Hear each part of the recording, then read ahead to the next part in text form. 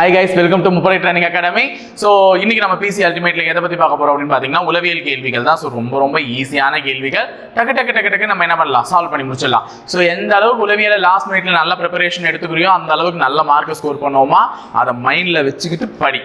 நான் ஆல்ரெடி தோழா டெஸ்ட் பேட்ச்லேயே நான் என்ன சொல்லிட்டேன், தோழா டெஸ்ட் பேட்சுமே நாங்கள் 75 ரூபாய்க்கு தான் கொடுத்துருந்தோம். ஓகேவா, வெறும் 75 ரூபா தோழா டெஸ்ட் பேட்ச். அதில் கேட்கப்பட்ட உளவியல் 10 தேர்வுகளுக்கான எக்ஸ்பிளனேஷனும் நாங்கள் கொடுப்போம் அப்படின்ட்டு கொடுத்துட்டேன். எக்ஸ்பிளனேஷன் வீடியோ இருக்கும். ஸோ இப்போ வரையும் எத்தனை இது முடிஞ்சிச்சு உனக்கு? 2 டெஸ்ட் முடிஞ்சிருக்கு. ஆமாவா, 2 டெஸ்ட் முடிஞ்சிருக்கு. 2 டெஸ்ட்டுக்கும் எக்ஸ்பிளைன் பண்ணியிருப்பேன். ஸோ அதில் இருக்கக்கூடிய அந்த கூற்று சம்மந்தப்பட்ட கேள்விகள்லாம் உளவியலில் வச்சிருக்கேன். பொறுத்துக்க கூற்றுலாம் அதெல்லாம் பார்த்து ஒரு டவுட் கிளாரிஃபிகேஷன் எடுத்துக்கோங்க. பார்க்கக்கூடிய கைஸ் அதெல்லாம் வந்து ரொம்ப முக்கியம். ரொம்ப நல்லபடியாக அதில் அந்த இதை தெரிஞ்சுக்கோங்க, எந்த டவுட்ஸாக இருந்தாலும். சரி, ஓகே. இப்போ நம்ம பார்க்க போகிறது இந்த பிசி அல்டிமேட்ல என்னென்ன கொஸ்டின்ஸ்லாம் இருக்குன்றத பார்த்தலாம். ஃபர்ஸ்ட் டைரக்ஷன் சென்ஸ் தான் கேட்டிருக்கேன். செம்ம சிம்பிளான கொஸ்டின் நீங்க பண்ணிடுவீங்க. ரகு மேற்கு நோக்கி 20 கிலோமீட்டர் நடந்து சென்று வலது பக்கம் திரும்பி 15 கிலோமீட்டர் சென்று முடிக்கிறான். நல்லா ஞாபகம் வச்சுக்கோங்க. மேற்குனா இதுதானே. மேற்கு நோக்கி எத்தனை கிலோமீட்டர்? 20 கிலோமீட்டர். பின் எந்த பக்கம் திரும்புறாங்கன்னு சொல்லியிருக்காங்க? வலது பக்கம் திரும்புறாங்கன்னு சொல்லியிருக்காங்க. வலது பக்கம் என்பது எதுமா? மேல் நோக்கி. இப்படி மேற்கு நோக்கி போறவங்களுக்கு வலது கைன்றது மேலதான் இருக்கும். சோ வலது பக்கம் திரும்பி எத்தனை கிலோமீட்டர் போனாராம்? 15 கிலோமீட்டர் போனாராம் வலது பக்கம் திரும்பி. இப்போ ஆரம்பித்த இடத்திலிருந்து எவ்வளவு தொலைவில் இருப்பான்? இதுதானே ஆரம்பிச்ச இடம், இது முடிச்ச இடம். சோ இங்க இருந்து எவ்வளவு தொலைவில் இருப்பாங்கன்னா அவங்க இந்த டிஸ்டன்ஸ் தான் கேட்கிறாங்க. சோ அகைன் தி பித்தாகரஸ் தியரம். அப்ப பித்தாகரஸ் தியரத்துல 20 5 வந்துச்சுனாலே இங்க என்னமா நம்பர் வரணும்? 25 கிலோமீட்டர். நான் ஆல்ரெடி சொல்லியிருக்கேன் பித்தாகரஸ் தியரத்தினுடைய மதிப்புகள்லாம் என்னென்னு சொல்லியிருக்கேன். கொஸ்டின்ல 4 3 வந்துச்சுன்னா ஆன்சர் என்னவா இருக்கும்? 5 இருக்கும். 4 கிலோமீட்டர் 3 கிலோமீட்டர் வந்துச்சுன்னா ஆன்சர் 5 கிலோமீட்டர். இதே 8 கிலோமீட்டர் 6 கிலோமீட்டர் வந்துச்சுன்னா ஆன்சர் என்னவா இருக்கும்னு சொன்ன 10 கிலோமீட்டர். இங்க இதுவே 12 கிலோமீட்டர் 5 கிலோமீட்டர் வந்துச்சுன்னா ஆன்சர் 13 கிலோமீட்டர். இல்லையா, 20 கிலோமீட்டர் 15 கிலோமீட்டர் வந்துச்சுன்னா ஆன்சர் என்னது? 25 கிலோமீட்டர். அப்ப இதுதான் நம்ம ஆன்சரா இருக்கும். அப்ப 20 15 வந்திருக்கு. அப்ப ஆன்சர் என்ன? 25 கிலோமீட்டர். பித்தாகரஸ் தியரம் வேல்யூ நான் இன்னும்லாம் சொல்ல மாட்டேன். இனிமேல் கொஸ்டின்ஸ்லாம் பாத்தீங்கன்னா நீங்க தான் டக்குன்னு சொல்லணும். அடுத்தது 2வது கொஸ்டின். ஒரு வரிசையில் நின்றிருந்த மாணவிகளில் இடப்பக்கம் இருந்து 10வதாக நின்றிருந்த லதாவும் வலப்பக்கம் இருந்து 9வதாக நின்றிருந்த விஜயாவும் தங்கள் இடத்தை மாற்றி அமைத்துக் கொண்டால். அப்ப நல்லா ஞாபகம் வச்சுக்கோங்க, இது ஒரு வரிசை. இந்த வரிசையில இடது பக்கம் இதுதான், இந்த வரிசையினுடைய வலது பக்கம் இதுதான். இடது பக்கம் இருந்து எத்தனாவது ஆளா? 10வதா நின்றுட்டு இருந்த லதா. அப்ப லதான்னு ஒரு பொண்ணு நின்றுட்டு இருக்காங்க இடது பக்கத்துல இருந்து. எத்தனாவது ஆளு? 10வது. இதே வலது பக்கத்துல இருந்து 9வது ஆளா யாரு? விஜயா. அப்ப வலது பக்கத்துல இருந்து ஒரு பொண்ணு நின்று இருக்காங்க, அவங்க பேர் வந்து விஜயா. இவங்க எத்தனாவது ஆளு? 9வது ஆளு. சோ வலது பக்கம் இருந்து விஜயா 9, இடது பக்கம் இருந்து லதா 10. இவர்கள் இருவரும் தங்களுடைய இடங்களை என்ன பண்றாங்கன்னா மாத்துறாங்க. அப்ப விஜயா இங்க வந்துட்டாங்க, லதா இங்க போயிட்டாங்க. லதாவின் இடம் மாற்றி அமைத்து கொண்டால் லதாவோட இடம் எப்படி இருக்கா? இடது பக்கம் இருந்து 15. அப்ப இதுதானே இடது பக்கம். இடது பக்கம் இருந்து லதா எத்தனாவது ஆளா? 15. இடது பக்கம் இருந்து 15 எனில் அந்த வரிசையில் நின்று இருந்த மாணவிகளின் மொத்த எண்ணிக்கையை காண்கன்னு சொல்றாங்க. அப்ப இந்த வரிசையில் மொத்தம் எத்தனை பேருன்னு கண்டுபிடிக்கிறதுக்கு இந்த இடம் இருக்குல்ல, இந்த இடம் வலது பக்கம் இருந்து கூட்டும் போது 9, இதே இடத்தை இடது பக்கம் இருந்து பார்த்தும் போது 15. அப்ப அந்த 2 நம்பரையும் கூட்டிக்குங்க. 15 ஒரு 9 கூட்டினா 9 ஒரு 5 14 24. அப்படியே போட்டுடலாமா சார்? 24 ஆப்ஷன்ல இருந்தா தயவு செஞ்சு இல்ல, நல்ல வேலை. 24 -1. ஏன்னா இந்த இடத்த நான் வலது பக்கம் இருந்தும் கூட்டிட்டேன், இடது பக்கம் இருந்தும் கூட்டிட்டேன், அதனால -1 பண்ணிட்டேன். சோ ஆன்சர் என்னது? 23. அப்ப வரிசையில் நின்று கொண்டிருந்த மாணவிகளுடைய எண்ணிக்கை என்ன? 23. 3வது கேள்வி. தவறான வார்த்தையை கண்டுபிடின்னு சொல்லியிருக்காங்க. இங்க நம்பர்ஸ் கொடுத்திருக்காங்க. இந்த நம்பர்ஸ்ல எது தவறுன்னு கேட்டிருக்காங்க. என்னென்ன நம்பர்? 246 356 527 639. சோ இவர் தான் தவறு. ஏன் தவறு அப்படின்னும் போது எனக்கு ஒரு டக்குன்னு கிளிக் ஆச்சு. இந்த 2யும் 4யும் கூட்டினா நமக்கு என்ன கிடைக்கிறாங்கன்னா 6. அதுதான் 246 எழுதியிருக்காங்க. முதல் 2 எண்களை கூட்டினா 3வது எண் கிடைக்குது. 5 + 2 என்ன வருது? 7. 6 + 3 என்ன வருது? 9. அப்போ முதல் 2 எண்களை கூட்டினா 3வது எண் பிறக்குது. ஆனா 3 + 5 8ன்னு வந்திருக்கணும். ஆனா அதுக்கு பதில் அந்த இடத்துல என்ன இருக்கு? 6. ஓகே, அவர் தவறு. அடுத்தது 4வது கேள்வி. ஒரு குடும்பத்தில் அப்பா மற்றும் அம்மாவின் சராசரி வயது 35 வருடங்கள். அப்போ அப்பா மற்றும் அம்மா எத்தனை பேர்மா? 2 பேர். அப்பாவோட வயசையும் அம்மாவோட வயசையும் கூட்டி நல்லா ஞாபகம் வச்சுக்கோங்க. அப்பா பிளஸ் அம்மா ரெண்டு பேர் வயசையும் கூட்டி 35ன்னு சொல்லல. நல்லா ஞாபகம் வச்சுக்கோங்க. ரெண்டு பேர் வயசையும் கூட்டி 35ன்னு சொல்லல. இந்த இடத்துல சராசரின்ற வார்த்தைக்கு பதிலா கூடுதல் அப்படின்னு இருந்துச்சுன்னா இந்த மாதிரி எழுதியிருப்பேன். அம்மா மற்றும் அப்பாவின் வயதுகளின் கூடுதல் 35 இதோட முடிஞ்சிருச்சு. ஆனா அங்க கூடுதல் நான் கொடுத்திருக்கேன். என்ன கொடுத்திருக்கேன்? சராசரி கொடுத்திருக்கேன். அப்ப சராசரி அப்படின்னா அவங்க ரெண்டு பேர் வயசையும் கூட்டி 2ஆல அடிச்சா வர்றதுதான் சராசரி. அப்ப அப்பா பிளஸ் அம்மா டிவைடட் பை 2. ஏன் சார் 2ஆல தான் சார் அடிக்கணுமா? இல்லம்மா, எத்தனை பேர் இருக்காங்களோ அத்தனை பேரால அடிக்கணும். இங்க எனக்கு அப்பா அம்மா 2 பேர் தான் இருக்காங்க, அதனால 2ஆல அடிச்சேன். இதே 4 பேர் இருந்தா 4ஆல வகுத்திருப்பேன், 5 பேர் இருந்தா 5ஆல வகுத்திருப்பேன். இப்ப இங்க 2 பேர் இருக்கிறதுனால 2ஆல வகுத்துட்டேன். இப்ப இந்த 2 இந்த பக்கம் எடுத்துட்டு வந்தா பெருக்க வகுத்தல் இருக்கக்கூடிய 2 அந்த பக்கம் போச்சுன்னா பெருக்கல் ஆகுமா? சோ 35 × 2 70. அப்போ அப்பா வயசையும் அம்மா வயசையும் கூட்டினா என்ன வருமா? 70. அப்ப அப்பாக்கு எவ்வளவு வயசுன்னு தெரியல, அம்மாக்கு எவ்வளவு வயசுன்னு தெரியல. ரெண்டு பேர் வயசும் கூட்டினா 70. ஓகேவா? இவங்க 40 இவங்க 30 கூட இருந்திருக்கலாம், என்ன வேணா இருந்திருக்கலாம். ஆனா இவங்க ரெண்டு பேர் வயசும் கூட்டினா 70 மட்டும் தான் தெரிஞ்சிருக்கே தவிர அப்பா வயசு என்ன அம்மா வயசு என்னன்னு தெரியல. சரி, ஓகே. அடுத்த லைன் வாங்க. அப்பா அம்மா மற்றும் மகனின் சராசரி வயது 27. இப்ப மகனை கூட சேர்த்துக்கிறாங்க. இப்ப அப்பா வயசையும் அம்மா வயசையும் மகன் வயசையும் 3 பேர் வயசையும் கூட்டணும். அப்பா பிளஸ் அம்மா பிளஸ் மகன் மூவரின் கூடுதல் சொல்லியிருக்காங்களா சராசரின்னு சொல்லியிருக்காங்களா? சராசரி. அப்போ சராசரினா எதால வகுக்கணும்? 2ஆல சார் அப்படின்னு சொல்லிட போறீங்க. இங்க 2 பேர் இருந்தாங்க, 2ஆல வகுத்தேன். இங்க எத்தனை பேர் இருக்காங்க? 3 பேர். சோ எதால வகுக்கணும்? 3ஆல வகுத்தா என்ன கிடைக்குதா? 27 கிடைக்குதா? அப்ப அப்பா அம்மா புள்ள 3 பேர் வயசையும் கூட்டி 3ஆல வகுத்தா 27. இந்த 3 நீ அந்த பக்கம் எடுத்துட்டு போனா பெருக்கணுமா? அப்ப 27 × 3 3 21 2 ரிமைண்டர் 2 3 6 81. அப்போ அப்பா அம்மா பிளஸ் புள்ள மகன் இந்த 3 பேர் வயசையும் கூட்டினா என்ன வருதா? 81. அப்பாவோட அம்மாவோட வயசு மட்டும் கூட்டினா 70. நமக்கு கடைசியில் என்ன கேட்கறாங்கன்னா மகனின் வயது என்னன்னு கேட்கறாங்க. அப்ப மகனோட வயசு உனக்கு தெரியணும்னா அப்பா அம்மா வயசு உனக்கு தேவையில்லை. அப்போ இதுல அப்பா வயசும் இருக்கு, அம்மா வயசும் இருக்கு, மகன் வயசும் இருக்கு. எனக்கு மகன் வயசு தனியா வரணும்னா அப்பா அம்மாவோட வயசு கழிச்சிடணும். அப்ப 3 பேர் வயசையும் கூட்டினா 81. அதுல அப்பா அம்மாவோட வயசு மட்டும் 70. சோ 81ல 70 போச்சுன்னா 11. அப்ப மகனுக்கு என்ன வயசு? 11 வயசு. முடிஞ்சுச்சா? சரி, 5வது கேள்வி. சரியான இணையை தேர்கன்னு சொல்லியிருக்காங்க. சரியான இணையை நீங்க தேர்ந்தெடுத்து இருப்பீங்க. கொஸ்டினை பார்த்தோன்னே 7 ஏமா 343 எழுதணும்? ஏன்னா 7னுடைய கியூப் தான் என்னன்னு பாத்தீங்கன்னா 343. அப்போ 9னுடைய கியூப் என்னமா? 729. C option. டக்குன்னு முடிஞ்சிருக்கும் இதெல்லாம். அடுத்தது 6வது கேள்வி. பெட்டி ஒன்றின் விலை ரூபாய் 2000 2500 அதிகரிக்கப்பட்டால் அதிகரிப்பின் சதவிகிதம் என்ன? அப்போ ஒரு பொட்டி 2000 ரூபாய் இருக்கு. இதை எவ்வளவு அதிகரிச்சிருக்காங்க? 2500 ரூபாய் அதிகரிச்சிருக்காங்க. எவ்வளவு அதிகமா இருக்கு? 500 ரூபாய் அதிகமா இருக்கு. அந்த 500 ரூபாய்ன்றது இந்த 2000த்துல எவ்வளவு சதவீதம் அப்படின்றது தான் நம்ம சொல்லணும். அதை எவ்வளவு சதவீதம் அதிகரிச்சிருக்காங்கன்னு இதை நீங்க எப்படி வேணா போடலாம். சோ பெரிய தொகை இது, சின்ன தொகை இது. அப்ப 2000ல இருந்து பொட்டியின் விலை என்ன ஆயிடுச்சு? 2500. அப்போ 2500 மைனஸ் 2000. பெரிய விலையில இருந்து சின்ன விலையை என்ன பண்ணிடுங்க? கழிச்சிடுங்க. அதிகரிப்பின் சதவீதம்னு கேட்டிருக்காங்க. நல்லா கவனிச்சுக்கோங்க. 2500ல இருந்து 2000 என்ன பண்ணிடணும்? கழிச்சிடணும். ஏன்னா இதுல இருந்து இது விலையை ஏறிச்சு. வகுத்தல் அதிகரிப்பு அப்படின்னு கேட்டிருக்காங்க. அதாவது விலை அதிகரிச்சிருக்கா? அப்ப அதிகரிச்சிருந்துச்சுன்னா கீழே குறைச்சலான மதிப்பு போடணும். கீழே குறைச்சலான மதிப்பு போடணும். குறைஞ்சிருந்துச்சுன்னா கீழே அதிகமான மதிப்பு போடணும். அப்ப புரிஞ்சுக்கோங்க, இங்க வந்து அதிகரிச்சிருக்கு. அப்ப இது ரெண்டுத்துல எது குறைச்சலான மதிப்பு? 2000. அப்ப 2000 கீழே போட்டு சதவீதத்துல கேட்கறாங்க ஆன்சரை. சோ அதனால 100ஆல பெருக்கிக்கிறேன். இப்ப மேல பாருங்க, 500 டிவைடட் பை 2000 இன்டூ 100. இதை தானே நான் ஃபர்ஸ்ட் சொன்னேன். 2000ல 500 ரூபாய் அதிகரிச்சிருக்குல்ல, அந்த 500ன்றது எத்தனை சதவீதம் கேட்கறாங்கம்மா சொன்னேன். அதை தான் இப்போ வந்திருக்கு. ஸோ இந்த 2 0க்கு இந்த 2 0 கேன்சல், இந்த 0க்கு இந்த 0 கேன்சல். அப்புறம் இந்த 2 இங்க அடிச்சா இது 5 முறை. ஸோ 5 5 எவ்வளவா வந்துச்சு? 25. அப்போ 25% அதிகரிச்சிருக்கு. ஸோ ஆன்சர் ஆப்ஷன் என்னன்னு பாத்தீங்கன்னா டி ஆப்ஷன். ஓகேவா? 7வது கேள்வி. 10 வருடங்களுக்கு முன் ராம் ரஹீம் வயது விகிதமானது 1:3. 10 வருடங்களுக்கு முன். ஓஹோ, நிறைய விஷயங்கள் இருக்கா இதுல. சரி, ஓகே. 10 வருடங்களுக்கு முன் ராமன் ஒரு பையன் இருக்கான், ரஹீம்னு ஒரு பையன் இருக்கான். சாரி, ரஹீம். ராம் ரஹீம் 1:3. 10 வருடங்களுக்கு முன்பு. 5 வருடங்களுக்கு பின்பு அவர்களின் வயது விகிதமானது 2:3.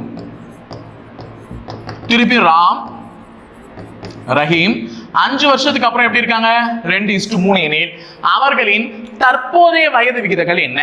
இப்ப பாருங்க 3 விஷயம் கொடுத்திருக்காங்க. இததான் என்னன்னு கேக்குறாங்க.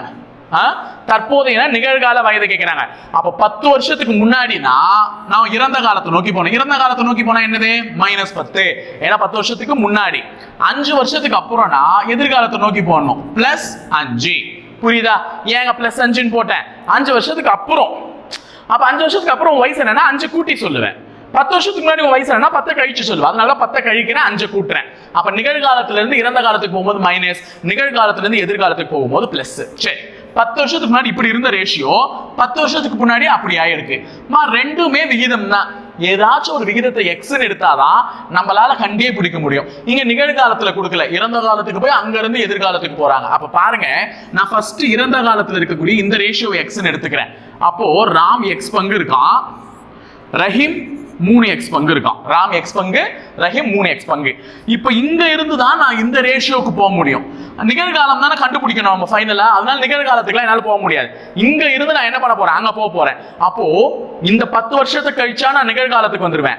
எக்ஸ்ட்ரா ஒரு 5 வருஷத்தை தாண்டா எங்க போவேன், எதிர்காலத்துக்கு போவேன். அப்ப நான் தாண்ட போறது மொத்தம் 15 வருஷம். இறந்த காலத்துல இருந்து நான் எதிர்காலத்துக்கு போனேன்னா எத்தனை வருஷத்தை தாண்டணும், 15 வருஷம். இது ஒரு 10, அது ஒரு 5, 15. அப்ப இங்க கூட்ட வேண்டிய நம்பர் என்னன்னா +5. கூட்டினா வயசு எப்படி மாறுமா, 2/3 மாறுமா. அவ்வளவுதான். இந்த ஈக்குவேஷன் புரிஞ்சுச்சா? அப்ப 10 வருஷத்துக்கு முன்னாடி இப்படி, 5 வருஷத்துக்கு அப்புறம் இப்படி. அப்ப இங்க இருந்து நாங்க போகும்போது இந்த 10ஐயும் நான் கூட்டினா அந்த 5ஐயும் கடக்கணும். சோ மொத்தம் 15 வருஷத்தை கடந்துதான் அப்படி போக முடியும். அதனாலதான் 15 கூட்டிக்கிட்டேன். இப்ப குறுக்கு பெருக்கல் பண்ணுங்க. 3 × x 3x + 3 × 5 45. இதை இங்க பெருக்கிருக்கேன். இப்ப இவரை இங்க பெருக்குங்க. 2 × 3 6. x இருக்கிறதுனால x 2 5 30.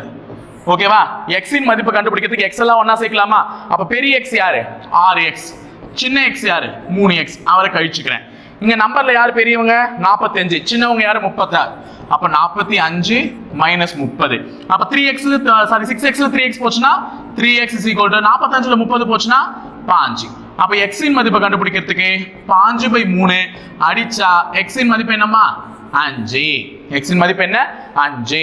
இந்த x இன் மதிப்பை எடுத்துட்டு வந்து இங்க சப்ஸ்டிட்யூட் பண்ணணும். அப்ப ராமுக்கு 5 வயசு. ராமுக்கு 5 வயசு. ஏன்னா 1 5 5, 3 × 5 5. ஆக ரஹீம்க்கு எத்தனை வயசு, 5 வயசு. இது 10 வருஷத்துக்கு முன்னாடி இறந்த காலத்தில் இருக்கக்கூடிய வயசு. நம்மள என்ன கேக்குறாங்க, நிகழ்காலத்துல அவர்கள் வயதினுடைய விகிதங்கள் என்னன்னு கேக்குறாங்க. அப்ப நிகழ்காலத்துக்கு வரணும், நான் எத்தனை வருஷத்துக்கு கூட்டிட்டு வரணும், இந்த 10 வருஷத்தை தாண்டி தான் நிகழ்காலத்துக்கு வர முடியும். அப்ப இதோட 10 கூட்டிக்கோங்க. 10 வருஷத்துக்கு கூட்டின உடனே ராமோட வயசு 5ன்னு வந்துடும், ரஹீமோட வயசு 25ன்னு வந்துடும். அப்போ 15 × 25 இல்ல, ஆப்ஷன்ல விகிதம் தான் கேக்குறாங்க. அப்ப அந்த 15 வயசு ராமுக்கு, இவனுக்கு 25 வயசு. ரெண்டுத்துக்கும் விகிதம் கண்டுபிடிச்சா இது 3, அது 5. சோ 3:5 ஆன பி ஆப்ஷன். கணக்கு கொஞ்சம் பெருசா போகுது இல்ல, பெரிய கணக்கு தான் இது. ஈஸி, நீங்களே போட்டுருவீங்க. 20 ஆண்கள் 56 மீட்டர் நீளமுடைய ஒரு சுவரை 6 நாட்களில் கட்டி முடிக்கின்றனர். ஓகேவா? அப்போ 56 மீட்டர் நீளமுடைய ஒரு சுவரை 6 நாட்கள். அப்போ men 1 எவ்வளோன்னு பாத்தீங்கன்னா 20 ஆண்கள். அவங்க செஞ்ச ஒர்க் 1 56 மீட்டர் சுவர். அடுத்தது எத்தனை நாள்ல முடிச்சாங்க, டே 1 6 நாள்ல முடிச்சாங்க. எனில் 35 ஆண்கள். men 2 எவ்வளோ, 35 ஆண்கள். ரெண்டாவது சென்டென்ஸ்ல கொடுக்கிறதுல ரெண்டாவது டேட்டா. எத்தனை நாள்ல, டே 2 3 நாள்ல எத்தனை மீட்டர் சுவரை முடிப்பாங்க, இதுதான் கேள்வி. ஃபார்முலா எழுதுங்க. m1 d1 w2. எப்பவுமே ஒர்க் மட்டும் மாறிடும், மத்ததெல்லாம் ஒண்ணு இருக்கவும் ஒன்னா தான் இருப்பான். டைம் வந்தா கூட இந்த பக்கமே தான் இருப்பான். ஒர்க் மட்டும் என்ன ஆயிடும், மாறிடும்.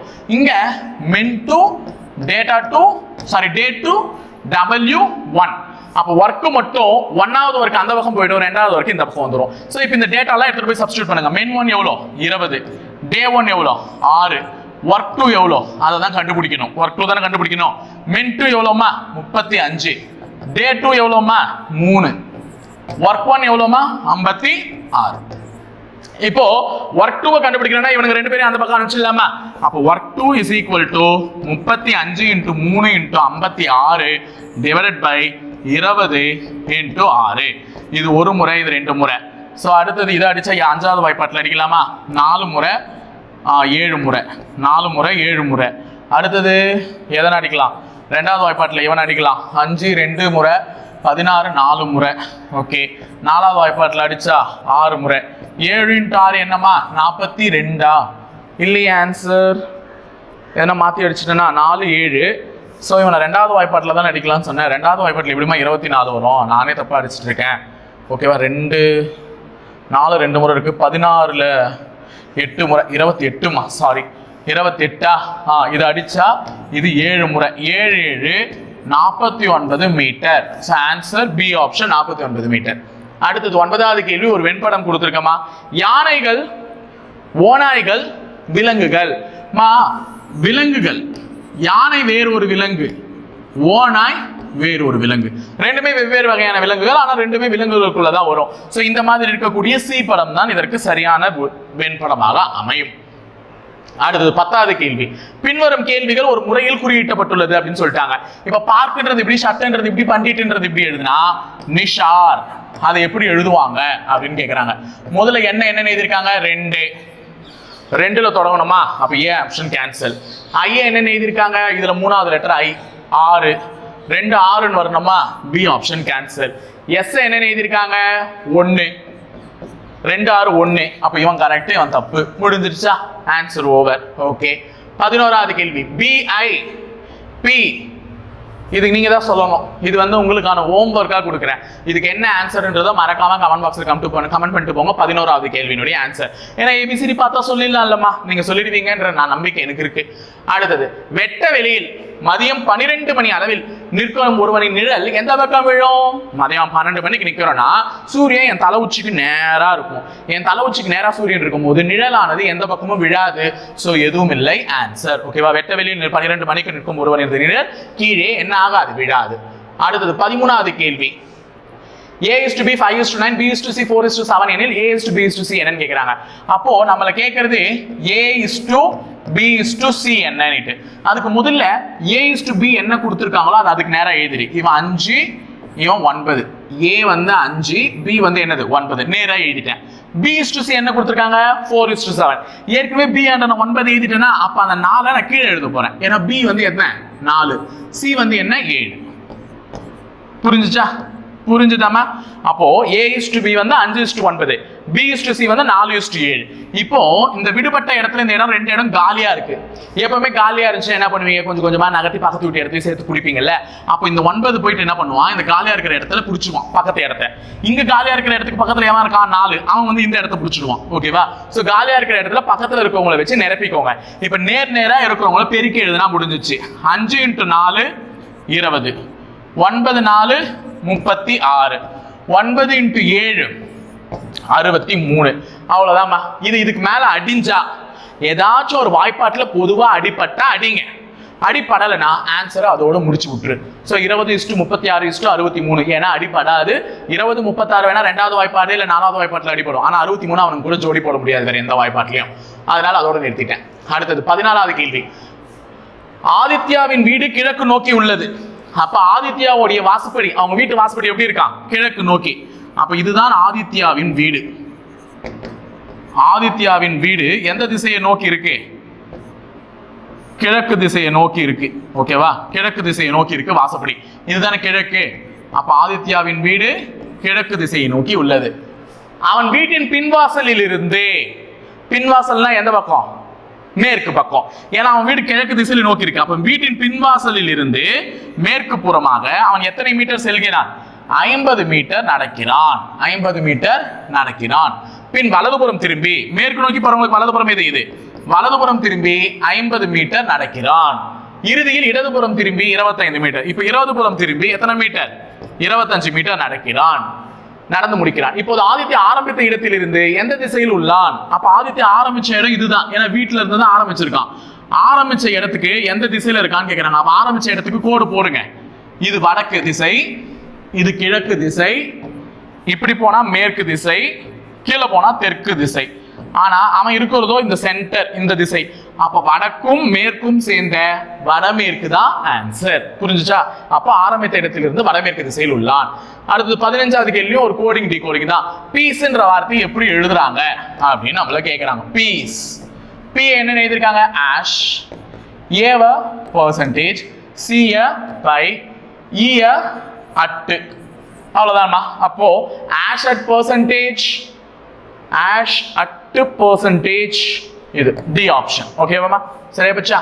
அடுத்தது 16வது கேள்வி ஒரு வெண்படம். மகளிர் அம்மா விதவை அப்படின்னு கேட்டிருக்காங்க. அனைத்து அம்மாக்களுமே மகளிரா தான் இருப்பாங்க. அப்போ தாய் என்பவள் ஒரு பெண், தாய் என்பவள் ஒரு பெண். அப்ப அனைத்து அம்மாவுமே எப்படி இருப்பாங்க? மகளிருக்குள்ள வரணும். அப்ப ஒண்ணுக்குள்ள ஒண்ணு இருக்கணும். அப்ப ஏ ஆப்ஷன் வராது, இதுவும் வராது. ஏன்னா ஒரு வட்டத்துக்குள்ள ஒரு வட்டம் இருக்கிற மாதிரி இது இருக்கு, இதுவும் ஒரு வட்டத்துக்குள்ள ஒரு வட்டம் இருக்கு, இதுவும் ஒரு வட்டத்துக்குள்ள ஒரு வட்டம் இருக்கு. சரி, இந்த 3 பேர்ல தான் யாரோ ஒருத்தர் ஆன்சர். அப்ப அம்மா, அனைத்து அம்மாவுமே பெண்களை தான் சேர்ந்தவர்கள். அப்ப மகளிருக்குள்ளதான் அம்மா வரணும். விதவைன்னு ஒரு வார்த்தை கொடுத்திருக்காங்க. ஆனா இந்த தமிழக சமூகமும் சரி, நம்மளை சுற்றி இருக்கக்கூடிய சமூகங்கள் விதவைகள் என்றால் பெண்களை மட்டும் தான் குறிக்கிறது. அது மிகவும் தவறு. திருமணமாய் கணவனை இழந்த ஒரு பெண்மணியை மட்டும் விதவை என்று குறிப்பதில் தவறு. அப்போ திருமணமாகி ஒரு மனைவியை இழந்த கணவனும் எதைத்தான் சேருவான்? விடோவர். இங்கிலீஷ்ல சொல்லுவாங்க இஸ் எ விடோவர். அவன் ஒரு விதவை. அப்போ இங்க வந்து பெண்களை மட்டுமே குறிப்பிட்டு எந்த ஒரு விஷயமும் சொல்லக்கூடாது. அவங்க மட்டும் விதவை கிடையாது, அவங்களும் விதவை தான், இவரும் விதவை தான். ஆண்களும் திருமணமான ஒரு கணவன் தன் மனைவியை இழந்திருந்தால் அவனும் விதவை. அப்பொழுது விதவை என்னும் பொழுது கணவன்களிலும் விதவைகள் இருக்கின்றனர். அப்போ எதை வரணும்? வட்டம் இந்த மாதிரி வரணும். ஓகேவா? சில அம்மாக்கள் திருமணமாகி விதவையா இருப்பாங்க, சில மகளிர்கள் திருமணமே புரியாமல் விதவையாக இருப்பாங்க. இது பண்ணிட்டு மகளிர்கள் விதவையா இருப்பாங்க. இந்த விதவை யாரை குறிக்குதுன்னா ஆணை குறிக்குது. ஓகேவா? சரி, அடுத்தது ஒரு பெண் கிழக்கு நோக்கி பார்த்து கொண்டிருக்கிறாள். பார்க்கட்டும். ஒரு பெண் என்ன பண்ணியிருக்காங்க? கிழக்கு நோக்கி பார்த்துக்கிட்டு இருக்காங்க. அவள் சரியாக எதிர்கடிகார திசையில் சுழன்று பின் கடிகார திசையில் நகர்ந்தால் அவள் பார்க்கும் திசை. அப்போ ஒரு பொண்ணு எதிர்கடிகார திசையில போகுது. எதிர்கடிகாரம்னா இப்படி இல்லை, இது போன கடிகாரம். அப்ப எதிர்கடிகார திசையில் சுழன்று பின் கடிகார திசையில் நகர்ந்தால் அவள் பார்க்கும் திசை அப்படின்னு சொல்லிட்டு கேட்கிறாங்க. சோ இதுல எத்தனை டிகிரினே அவங்க கொடுக்கல. அப்ப டிகிரி கொடுக்காத போது நம்ம எப்படி பண்ண முடியும்? கிட்டத்தட்ட எதனா ஒரு டிகிரி கொடுக்கணும்ல. சரி, அவள் சரியாக 180 டிகிரி எதிர்கடிகார திசையில் சுழன்று அப்படின்னு நம்ம வச்சுக்கலாம். 180 டிகிரினா அப்படியே இங்க வருவா, மேற்கு திசைக்கு வந்துருவா. ஒரு இதுதான் வடக்கு, இது கிழக்கு. ஃபர்ஸ்ட் கிழக்கு பார்த்துட்டு இருந்தாங்க, இது வடக்குமா, இது தெற்கு, இது மேற்கு. அப்ப 180 டிகிரி போது இதுதான் 180 டிகிரி. அப்ப 180 டிகிரி போது முடிவில் மேற்கு பார்த்திருப்பா. பின் 90 டிகிரி கடிகார திசையில், பின் 90 டிகிரி கடிகார திசையில்னா அப்ப இங்க வந்துட்டு உங்க கடிகார திசைனா இப்படிதான் போனோம். சோ 90 டிகிரி கடிகார திசையில போகும்போது அவங்க பார்க்கக்கூடிய திசை எதுவா இருக்கும்? வடக்கா இருக்கும். சோ கேள்வி மட்டும் அதை மாத்தி எழுதிக்கோங்க. அடுத்தது ஜனவரி 1 2000 சனி எனில் ஜனவரி 1 2001 என்ன கிழமைன்னு கேட்கிறாங்க. சார் இதுல என்ன சார் டவுட் இருக்கு? இப்போ 1ஆம் தேதி 2000 வந்து சனிக்கிழமை ஆரம்பிக்குதா சார்? அப்ப அடுத்த வருஷம் ஞாயிற்றுக்கிழமை தானே சார் ஆரம்பிக்கும். இது நாங்க தொன்று தொட்டு வழக்கி வரும் ஆன்சர் தானே சார். அப்ப ஞாயிறும் போட்டு போக வேண்டியது தானே சார் போட்டேன். அது தப்பு.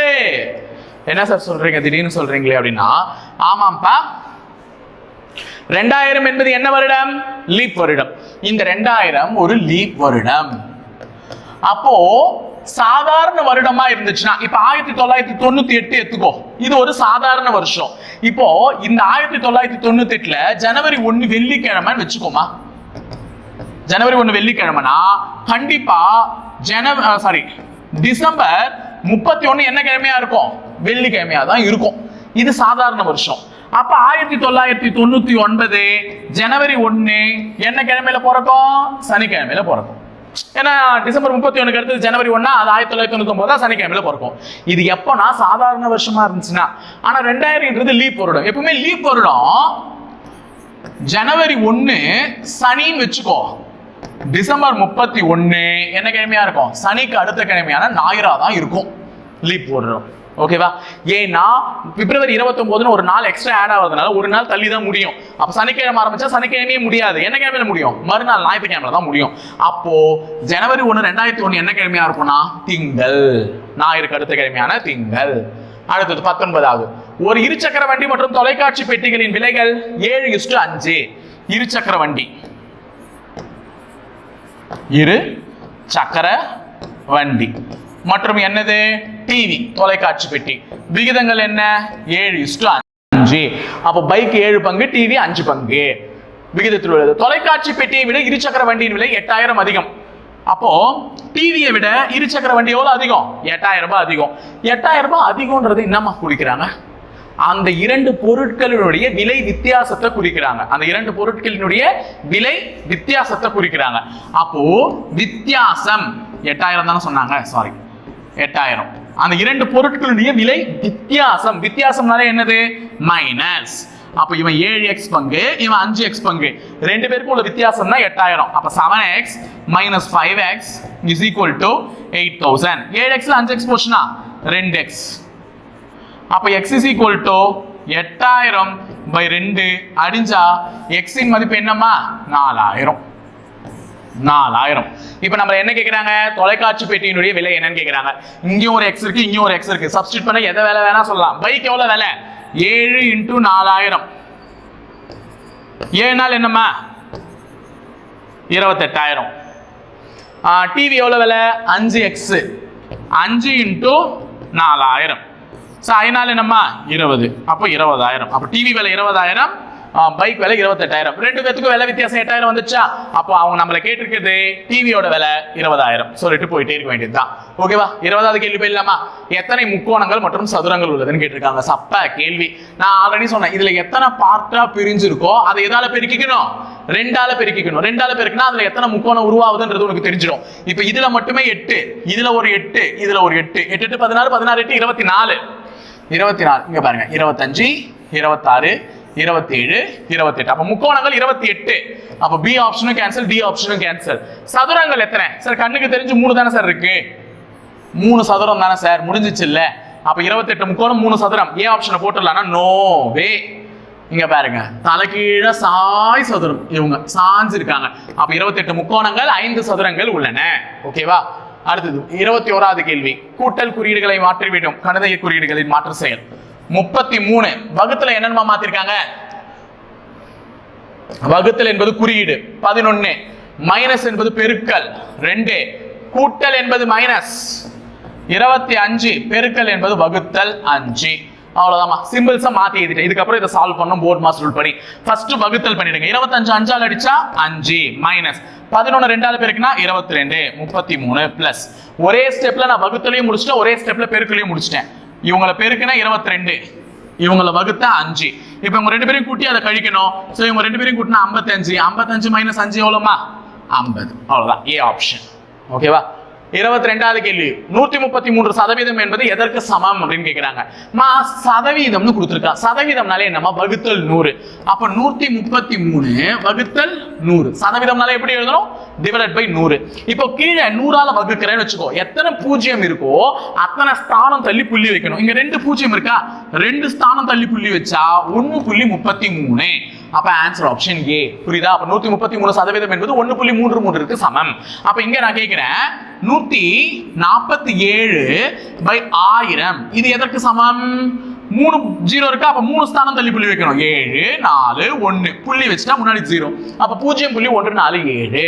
இதே இப்ப 112 டிவைடட் பை 10 என்ன பண்ணுவீங்க? 11.2. ஒரு 0 இருக்கா? ஒரு ஸ்தானம் தள்ளி புள்ளி வச்சேன். இவ்வளவுதான்மா. அப்ப எத்தனை 0 இருக்கோ அத்தனை ஸ்தானம் தள்ளி புள்ளி வைக்கணும். அப்ப நான் இப்ப உங்களுக்கு ஒரு क्वेश्चन கேட்டு போறேன். 256/100 என்பது எதற்கு சமம் அப்படின்னு சொல்லிட்டு கமெண்ட் பாக்ஸ்ல கமெண்ட் பண்ணிட்டு போங்க. ஓகேவா? அடுத்தது விடுபட்ட எண்ணை கண்டறிங்கன்னு சொல்றாங்க. 6 17 39 83 क्वेश्चन மார்க். 6 நான் 17 கிட்ட கூட்டிட்டு போறோம். என்ன பண்ணலாம்? 6 3ஆல பெருக்கினா 18, 1 கழிச்சா 17. சூப்பர். ஆனா நான் 17 3ஆல பெருக்கினா ரொம்ப தாண்டி போறேன். 39 தாண்டி ரொம்ப தூரம் போயிட்டேன். அதனால வேற விஷயமா பண்ணுங்க. இப்ப 6 2ஆல பெருக்கினா 12, அதோட 5 கூட்டினா 17. புரியுதா சொல்றது? 6 2ஆல பெருக்கினா 12, 12ஓட 5 கூட்டினா 17, 17 2ஆல பெருக்கினா 34, 34ஓட 5 கூட்டினா 39. அப்ப அடுத்தடுத்த எண் உருவாவதற்கு என்ன பண்ணிருக்காங்கன்னா 2ஆல பெருக்கி 5 கூட்டு, 2ஆல பெருக்கி 5 கூட்டுன்னு பண்ணிருக்காங்க. அப்ப 39 2ஆல பெருக்கினா 78, 78ஓட 5 கூட்டினா 83. அப்ப 83 2ஆல பெருக்கணும். 2 3 6 2 8 16 கூட 5 கூட்டினா 171. So answer option is B. ஓகேவா? அடுத்தது 24. கண்ணாடியில் இந்த பிம்பம் எவ்வாறு தோன்றும்னு கேட்டிருக்காங்க. இப்படி இருக்கக்கூடியது அப்படியே இந்த பக்கம் வரணும். ஸோ இது வர வாய்ப்பு இல்லை. ஸோ சி தான் வரும். இதுவும் வராது, இதுவும் வராது, இதுவும் வராது. கண்ணாடியில பிம்பம் எப்படி தோன்றும்? இதை வரைஞ்சிட்டு ஒரு பேப்பர்ல அப்படியே திருப்பி பாருங்க, கண்ணாடி பிம்பம் தெரிஞ்சிடும் கண்ணுக்கு இருக்கா. அடுத்தது 25. பின்வரும் எண்களுக்கான முகடை காண்கன்னு சொல்றாங்க.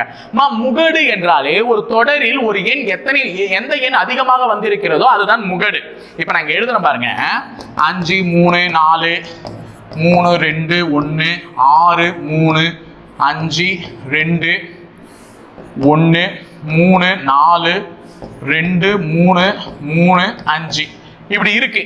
இதுல எது முகடுன்னு கேட்டாங்கன்னா 3 பாருங்க, 1 முறை 2 முறை 3 முறை 4 முறை 5 முறை 6 முறை 6 முறை எந்த எண் வந்திருக்கு? 3 என்ற எண் வந்திருக்கு. அப்ப இந்த தொடரினுடைய முகடு எது? 3. அப்ப எந்த எண் அதிகமாக வந்திருக்கதோ அதுதான் முகடு. இப்ப இதுல பாருங்க 26 27 28 29 30 31 தொடர்ச்சியா எழுதியிருக்காங்க. ஆனா எந்த எண்ணுமே ஒன்றுக்கு மேற்பட்ட முறை ரிப்பீட் ஆகல. அப்ப இதுல முகடு எதுவும் இல்லை. முகடு என்பது எதுவும் இல்லை, எல்லாமே ஒரு முறை தான் இடம் பிடிச்சிருக்கு. இதுவே நான் 26 திருப்பி 28 26 27 கொடுக்குறேன். இப்ப எதுடா முகடுன்னு கேட்டாங்கன்னா 26 ஒரு முறை வந்திருக்கு, 2 முறை வந்திருக்கு, 3 முறை வந்திருக்கு. அப்ப எது முகடு? ஏ 26ன்னு சொல்லிடுவேன். ஓகேவா? அடுத்தது 26வது கொஸ்டின். ஒரு குறிப்பிட்ட மொழியில் ஏவை 1 என்றும் பி 2 என்றும் அப்படியே Z வரையும் அழைக்கின்றனர்.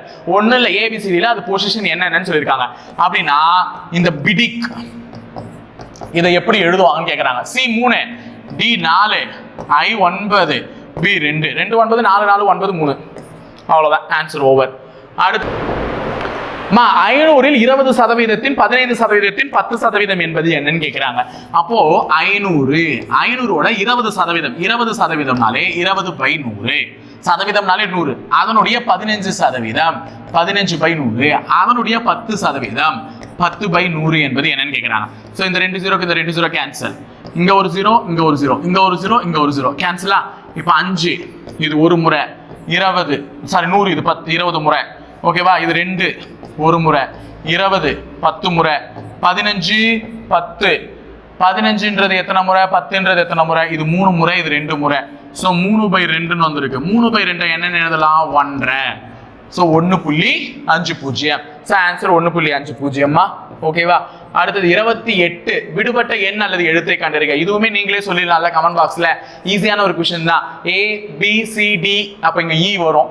E வர்றதுனால ஆன்சர் EV தான், வேற யாரும் இல்ல. டக்குன்னு முடிச்சிட்டேன் நானே.